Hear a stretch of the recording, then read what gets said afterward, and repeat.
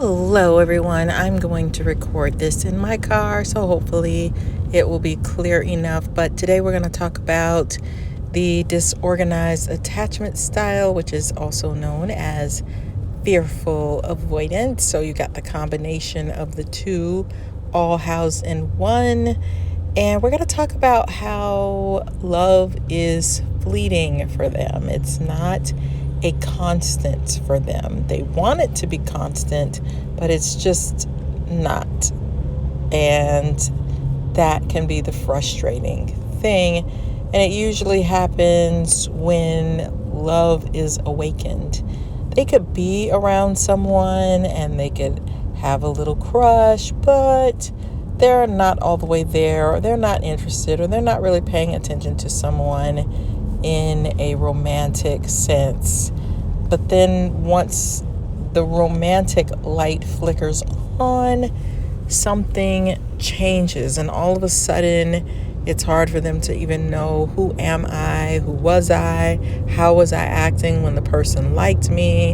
Now I don't know how to act now that I really like the person. And it opens up this side of them that's very longing, that has a potential to feel a lot of hurt.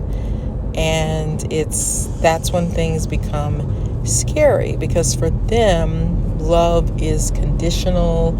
It is a roadmap. It is a thing that you can hold on to. And for some reason, love itself can feel elusive. Like, I'm not good enough for the person, or how do I keep putting on this act so that this person will stay around? This attachment style is also super sensitive to nuances, to the minute, to things that other people aren't totally picking up on. So any sign of disinterest, or this person doesn't like me anymore, for them, because it's elusive, it could be turned on and off. And so for them, it could happen at any moment. Like, they could have had a really good month with somebody, a really good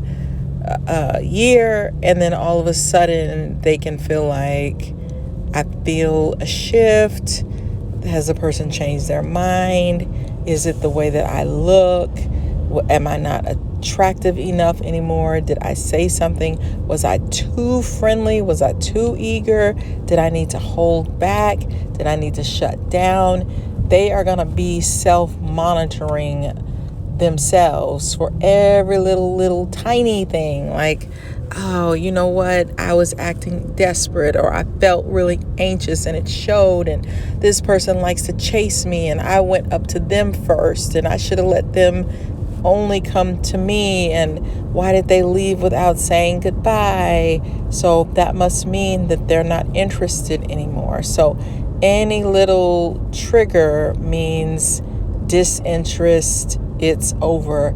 They can also be really interested in somebody and then connect with them, and then they feel like something is off. Something like we're not connecting in the same way, like we're both, maybe things were too intense for so long, and now we're both hyper aware of ourselves and how we act because the feelings are so strong, and this is probably not the right relationship, but for whatever reason, and we probably shouldn't have been talking anyway. I don't know.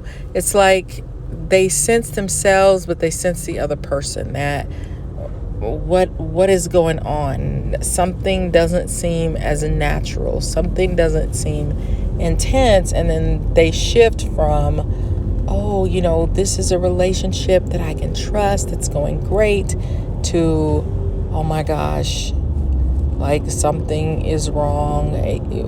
He doesn't like me anymore, or she doesn't like me anymore. We're not gelling. And the funny thing about it is there are so many people who are very one-note type people. Like, they're very dry. It's hello, I'm good. How are you?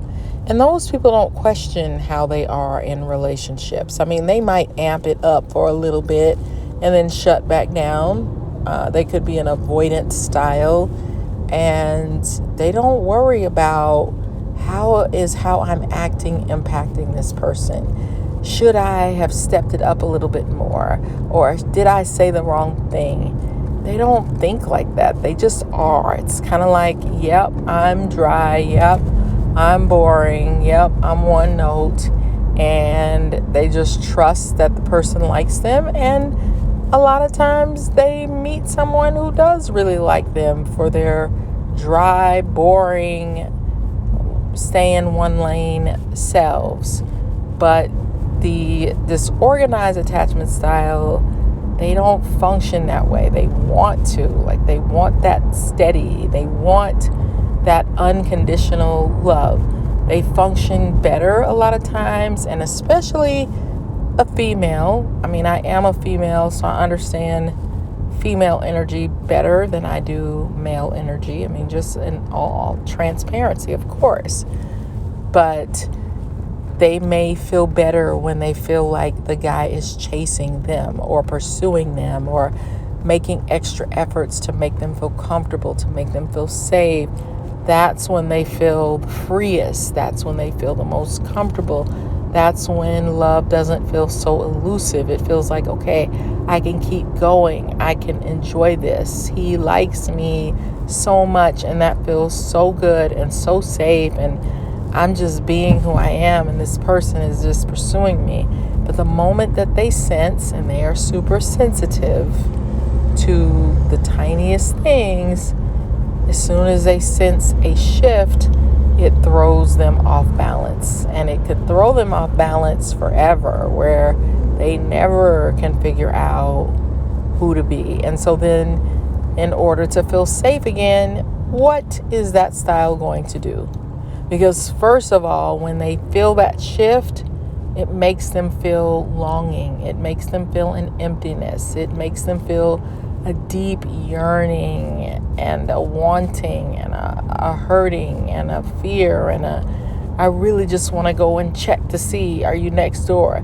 Let me check again. Let me call again. Let me text again. I need to hear a text. It awakens that clingy side, but they know that that's bad. But it's like, how do I go to a happy medium? And so in order to keep from feeling that open, that vulnerability when I'm sensing that you don't like me anymore, even though that might be the furthest thing from the truth, the person might not feel very well, or the person might have something that they have to do, or an obligation, or something that they need to get done. For disorganized attachment, they don't interpret it that way. And so if the person comes back and is like, hey, what's up? We're friends again, or let's continue where we left off, it could be kind of shocking to them, because in their minds, it's over. You don't like me anymore.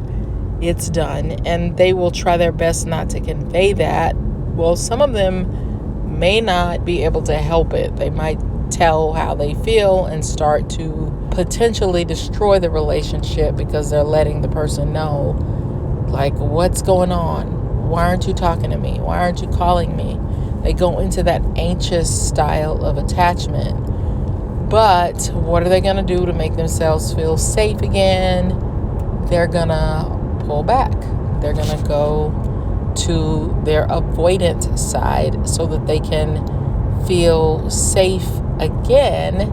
And I don't know if that's the best thing for a relationship. You might need to privately dip into that avoidant side just to act it out and get it out of your system so that you can come back to some balance again. So it's okay to act out privately, especially if the relationship is really good and stable and you've just been triggered. You need to work through that, okay?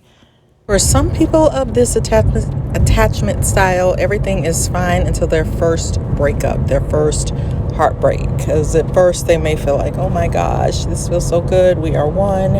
Everything is great. But then when they go through a real breakup and they experience that real serious hurt, it can open up a window of complete confusion. Now, I don't know how to be my natural self anymore in a relationship. What do I do? How do I act? What's the roadmap? And that's why traditional roles can be helpful, especially from a female perspective. They may learn that it really helps when that guy knows how to lead, or his natural instincts for leading kicks in, because he can navigate the way, he can navigate the terrain, and this disorganized attachment style doesn't have to figure it out. They can just, it helps them to know who they are and how to be. But if the man shifts, let's say he pulls back, let's say he's freaking out a little bit because he's coming too close, or maybe he's already in a relationship and doesn't want, let's just say hypothetically, he's in a relationship with somebody else, but he's falling for this other person and he's kind of pursuing them because it's a natural instinct that's kicking in, and then he starts to wake up like, what am I doing? Is this okay? And then he starts to pull back. That can trigger, or let's say he's not in a relationship. Let's say everything is going great and then he just freaks out a little bit because now he feels vulnerable and, wait, what am I doing? I'm pursuing this woman. This is a little scary. Let me pull back. Well, that is a big trigger for a disorganized attachment style. It's the thing that they fear most. They are wanting some unconditional, steady, stable love to help them know who they are, because love is elusive and they need it not to be in order to go through with it. Otherwise, they kick into that avoidant style and they want to pull back. They want to run. They want to retreat to safety. They want to feel better. So they're going to run to their other corner, their opposite end. They kind of have both as advantages. And then they might say, okay, I'm done. Like, for some reason, I'm not interested anymore. They may force themselves to shut off that interest and think, why was I ever interested in you in the first place? So now I'm not interested, but I'm safe. And safety feels better than vulnerability, because love is not steady and stable to the degree that they are romanticizing or wishing for. They feel like if it's stable, then I can act accordingly, whether it's quote unquote, I'll do the dishes, I'll wash the clothes, I'll be romantic, I'll give you gifts, I'll bring you chocolates, or whatever it is. They first need that stable component to be in place. Here's something else for your consideration that might help you is they don't want to allow the other person to be human too. They don't want to allow the other person to be vulnerable. They don't want to allow the other person to have a moment where they need to freak out and think about things and have some time to retreat and think through. And so they might need to give the other person some space to do that. Just step back, lay low, let's see what happens, instead of staying in super clingy mode where I feel like I need to be all over you, or I'm about to dismiss you and turn into Mr. or Miss Ice and be super cold and rigid and rejecting. They might need to stay in the middle, and that's difficult for this style to do because you're in black and white thinking, you're in split mode. And so finding that in between might just be, let me give myself a little break and some time, some quiet time as well, to not just be in super hyped up, falling in love craziness. Let me take this opportunity also to retreat a little bit, be kind, be nice, but allow that other person to really work some things out themselves and think some things through that's okay. It's necessary. It's important because love can be a big decision. It can be life altering. It can be scary because nobody wants to get hurt. Nobody wants to feel pain. Even if you're a secure attachment style, it can be very, very scary. So allow the other person some room to figure some things out. It's okay.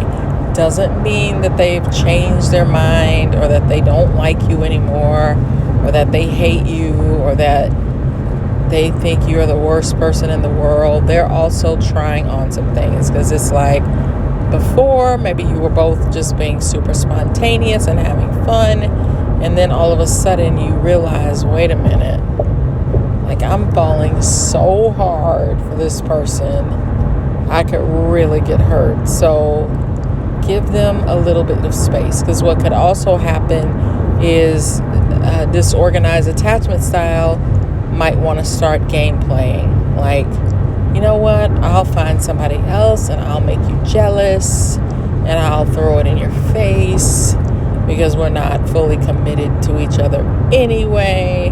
And so they can start playing little games, but then when you start playing games, then it can cause other problems. So just give it a moment and know that there are people who, for example, that you can look up have been married for decades and 50 years, 60 years. So it is possible to have a long-term, steady, stable relationship, although it may not feel like that to you. Just know that there's going to be a moment of awakening that might also help you to feel a little bit better.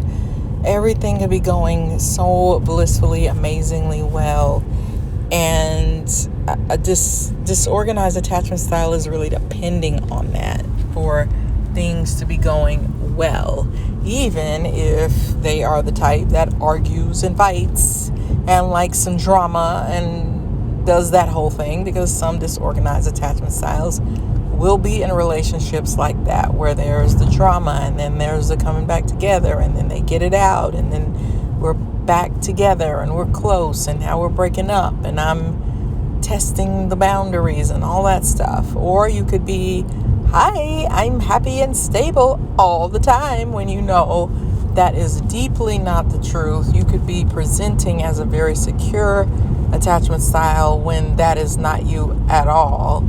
And so you feel like you're being a fake and a fraud.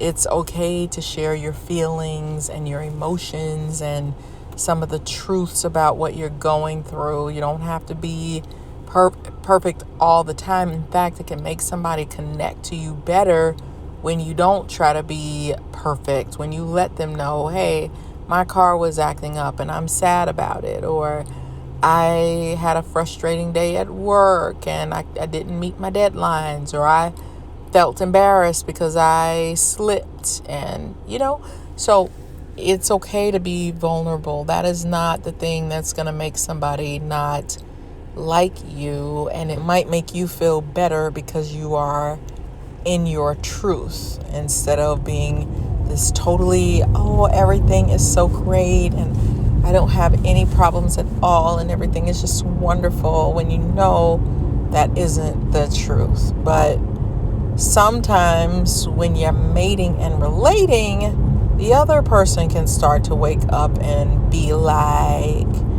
uh-oh, she really likes me.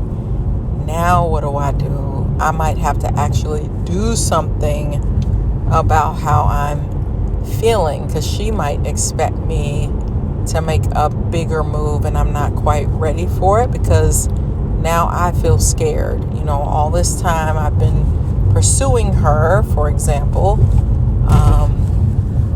male-female type thing, and I'm finally winning her over. I'm seeing the signs. She's smiling at me. She's dressing up more for me. She's letting me in a different way. And can I handle what that means? Can I handle the responsibility of that? Can I change my whole lifestyle for her? Can I move to the city where she's living? Can I accommodate her? Am I making enough money? Is my job steady? Have I reached my employment goals in life where I can actually handle being in a relationship, being the man? So gotta realize these are not pieces of paper that we're dealing with. These are human beings, and even the most steady human being is going to go through some periods of feeling like, I need a moment. I need a moment to sort this out, think this through, figure this out, and try to give the person, try to be confident enough, because it's a deep insecurity. But you could be a highly intuitive person and still interpret some things wrong when you get into your feelings or you get vulnerable, because you're used to the up and down and the back and forth. So you could have somebody who's very stable in your life and you get it all confused. Of course, you could also attract somebody who's not stable. So you definitely want to be aware of what the truth is, but you might need to bounce some things off of somebody just to have an objective viewpoint, because your feelings are all muddled together and it's hard to think clearly. So you might want a safe person that you can bounce some things off of, and also somebody who doesn't mind validating you over and over and over and over again. I'm talking about in the same scenario if necessary. Like, you've connected with this guy or girl and now you're freaking out. You might need to be able to say, is everything okay? Are they nice to me? Do you think they still like me? Do you think they still like me? Do you think they still like me? Do you think they still like me? You might need to get that energy out, because all it is energy. So be careful about misinterpreting good things and turning them into something bad. But also you want to be careful about having a bad scenario and turning it into something good when it really isn't. So you need some objectivity. And honestly, all of us need it in relationships. In a nutshell, this attachment style really needs somebody to prove to them that they're stable. They need to prove it over time. And that will help their brain to catch up with the stability. So they just need to kind of be able to work through it and see that, okay, this person is safe. They may not be perfect, because no human being is perfect, but they are showing me over and over and over and over again. Even when I try to run, they're still stable. They still keep coming back. They're still here to help. They're still here to be a friend. They're still stable. Like, they don't just let you do your running away thing because you ticked me off when you took my book off the table. It could be something silly and you're ready to dump the person.